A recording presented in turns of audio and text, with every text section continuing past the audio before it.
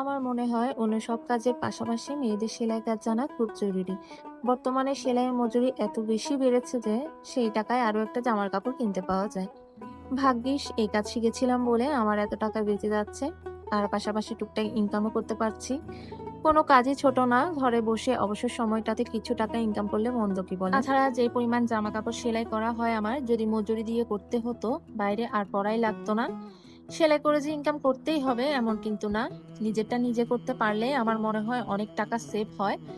তাছাড়া জামাকাপড়ের ডিজাইন নিয়েও ভাবতে হয় না। নিজের পছন্দ মতো, নিজের ইচ্ছা মতো ডিজাইন করে জামাকাপড় সেলাই করা যায়। আমি যখন ক্লাস 8 এর ফাইনাল এক্সাম দিই, এরপর আমার ফ্রি টাইমে সেলাইটা শিখেছিলাম ফেনীতে একটা প্রশিক্ষণ কেন্দ্র থেকে।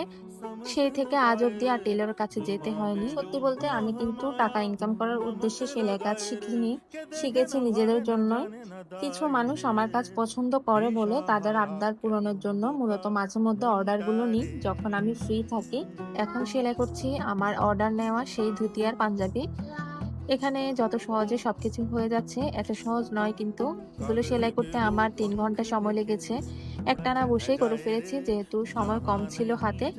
অনেকে বলেন এই নরমাল জিনিসগুলো এত দাম কেন? কারণ এই যে প্রত্যেকটা জিনিস একদম নিজের হাতে বসে, বসে করছি। বড় মানুষের জামাকাপড়ের চাইতে ছোট বাচ্চাদের জামাকাপড় সেলাইয়ে কষ্টটা একটু বেশি হয়। যারা কাজ করেন তারা নিশ্চয়ই জানেন। আর এই যে সুতির কাপড়ে এই লেসগুলো দিয়ে কাজ করেছি, এই লেসগুলোরও কিন্তু দাম আছে। তো যাই হোক, এই হচ্ছে ফাইনাল লুক। কেমন হয়েছে জানাবেন। কালকেই ডেলিভারি দিব এটা নোয়াখালীতে। যারা অর্ডার করবেন হাতে অন্তত ১ সপ্তাহ সময় নিয়ে তারপর অর্ডার করবেন।